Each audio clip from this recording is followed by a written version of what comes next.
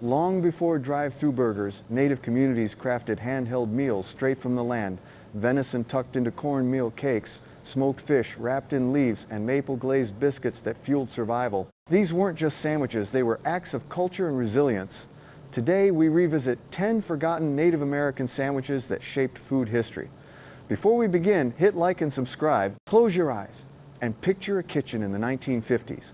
A skillet clatters onto the stove, and within seconds, the sharp hiss of bologna hitting hot metal fills the room. Children hover nearby, drawn by the smoky, salty scent drifting through the air. Their parents, often weary after long shifts, score the pink slices so they wouldn't curl too much, a tiny act of care that meant every bite would cook evenly. On the counter, soft white bread, Wonder or Sunbeam, waited like a blank canvas. Some families kept it simple, letting mustard provide the tang, while others crowned the sizzling meat with a slice of bright American cheese melted into golden goo. Grease soaked through napkins, but nobody minded. That was part of the ritual. For working class families, fried bologna wasn't just lunch, it was survival. Cheap, filling, and quick, it transformed scraps into comfort. Decades later, people still smile, remembering those curled edges, the taste of hot meat, pressed into pillowy bread, eaten standing in the kitchen. It wasn't gourmet, but it was love disguised as thrift, and for many it remains the flavor of childhood itself. Imagine being a kid in the 1960s, opening your lunchbox in a noisy school cafeteria. Inside, wrapped neatly in wax paper, wasn't ham or peanut butter, but slices of olive loaf, pale pink, dotted with bright green olives and fiery red pimentos. Some classmates wrinkled their noses. Others leaned closer, curious because it looked so different. That's the magic of olive loaf. You either loved it or you didn't. For mothers, it felt like variety without spending much. It stood out on the plate, cheerful and colorful, and gave every bite a sharp, briny tang against the creamy smear of mayo. For kids who adored it, the sandwich was proof that their lunch wasn't thrown together. It was chosen with care, something a little extra. Beyond lunchboxes, olive loaf showed up at church, picnics, or department store cafeterias, a mid-century wink that food could be playful. By the 1980s, though, tastes leaned toward fresher meats and olive loaf quietly slipped away. Still, for those who grew up with it, the memory is vivid, equal parts humor and nostalgia, like a snapshot of childhood tucked into bread. If you're enjoying this trip, hit like and subscribe for more. The sound of ground beef sizzling in a skillet, onions softening in the pan, and a tangy tomato sauce bubbling away, that was the nightly chorus of countless kitchens during the Great Depression. The sloppy joe was messy, chaotic, and unforgettable. Piled high on soft white buns, the saucy mixture never stayed put. It dripped down fingers, stained shirts, and made napkins a necessity. But that was part of the fun. Kids laughed at the challenge of keeping it together, while parents loved how far 1 pound of beef could stretch. Some families added beans or breadcrumbs to make it last longer. Others brightened the flavor with peppers or a dash of Worcestershire sauce. No two sloppy joes were quite the same, but all carried the same promise, a hot, hearty meal that filled bellies and lifted spirits. It wasn't fancy, but it was real food, cooked with patience and love and remembered for the laughter it brought to the dinner table.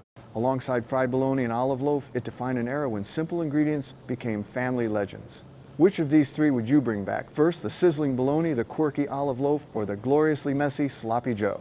Before omelets claimed the breakfast spotlight, there was the Denver sandwich, born from the grit of railroad workers and miners in the American West. Picture the dawn of the 1930s, men in heavy boots and dusty hats grabbing something quick before a long shift underground or on the tracks. Onions and peppers hit the griddle, diced ham sizzled beside them, and scrambled eggs bound it all together before being pressed between toasted bread. It wasn't glamorous, but it was hearty, fuel portable, and practical. Workers could eat it on the go, while diners across the country began serving it hot alongside steaming mugs of coffee. The crunch of peppers, the savory chew of ham, the soft egg, it was comfort disguised as efficiency. Legend has it that Chinese cooks adapted egg foo young into this Western staple, blending traditions into a sandwich that kept pace with America's expanding frontier. For decades it was everywhere, a symbol of mornings powered by simple, reliable food. Today, replaced by omelets, burritos, and drive-through breakfasts, the Denver sandwich has faded into memory. But for those who knew it, every bite was a reminder of strength work and the quiet joy of a meal made to last.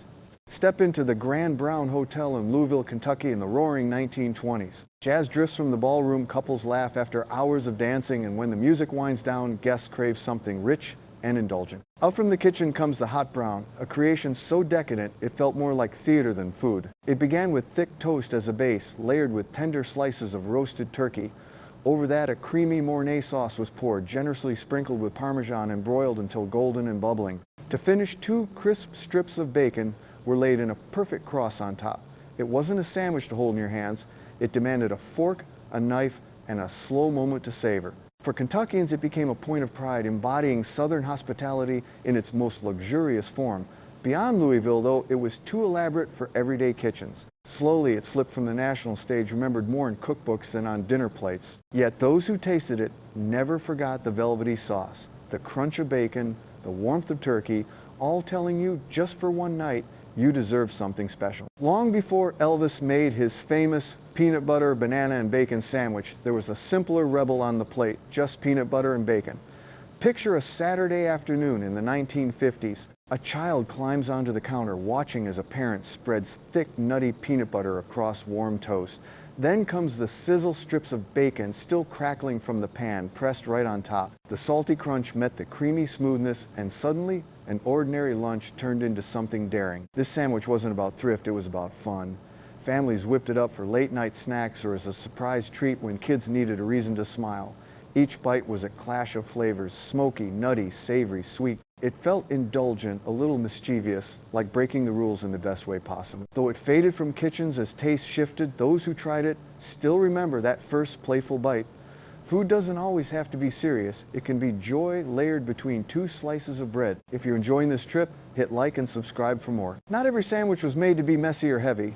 In the 1950s and 1960s, the cucumber tea sandwich belonged to a gentler world. Picture a sunny afternoon garden party, folding chairs arranged beneath magnolia trees, and trays of dainty sandwiches arriving on silver platters. Thin slices of cucumber, chilled and crisp, were laid over buttered white bread or sometimes paired with a smooth layer of cream cheese.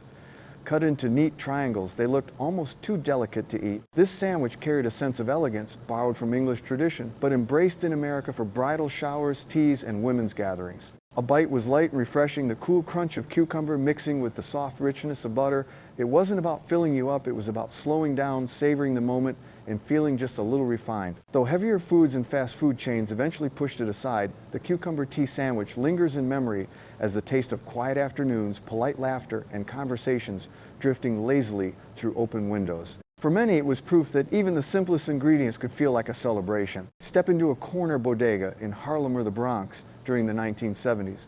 The griddle hisses as ground beef hits the hot surface onions, sizzling alongside. With a well-worn spatula, the cook chops the meat into small bits, lays cheese on top, and folds everything together before tucking it into a hero roll. The smell of smoky beef and melted cheese fills the shop, drifting out to the street. For kids, the chopped cheese was an after-school ritual, unwrapping a still warm sandwich on the curb, laughing with friends as the city buzzed around them. For night shift workers, it was fuel grabbed on the way home, hearty and cheap, a meal that tasted like the neighborhood itself. It wasn't about presentation, it wasn't about status, it was about being fed, satisfied, and connected. Years later, upscale restaurants tried to imitate it, but the original chopped cheese wasn't about trend, it was about identity, wrapped in wax paper and sold for just a few dollars. For many New Yorkers, that first bite was more than food.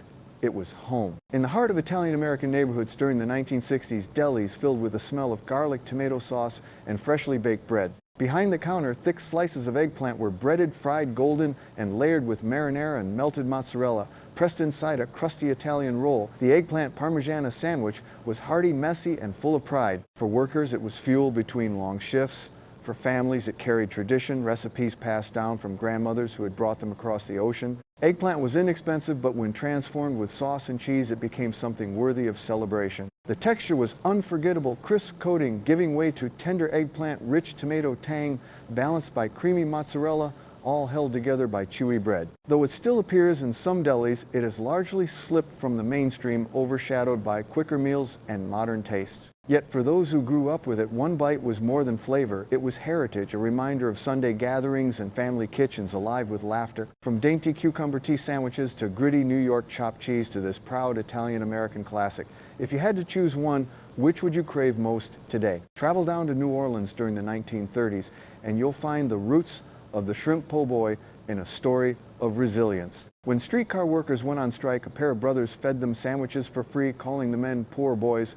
From that moment, a legend was born. The shrimp po' boy became iconic, crispy golden shrimp piled high into a crusty French roll, dressed with lettuce, tomato, pickles, and a slather of mayonnaise or hot sauce. Each bite crackled with texture, the crunch of breading, the freshness of vegetables, the briny sweetness of Gulf shrimp.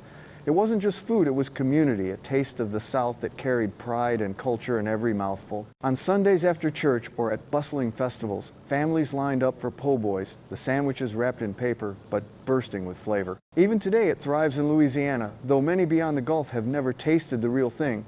For those who have, it's unforgettable, a symbol of survival turned into joy. Your comments? Keep these memories alive, drop yours below, and don't forget to subscribe for more nostalgic journeys like this. From smoked fish wrapped tenderly in leaves to venison biscuits sweetened with maple, these forgotten Native American sandwiches remind us that food was never just about filling stomachs, it was about survival, tradition, and the spirit of community.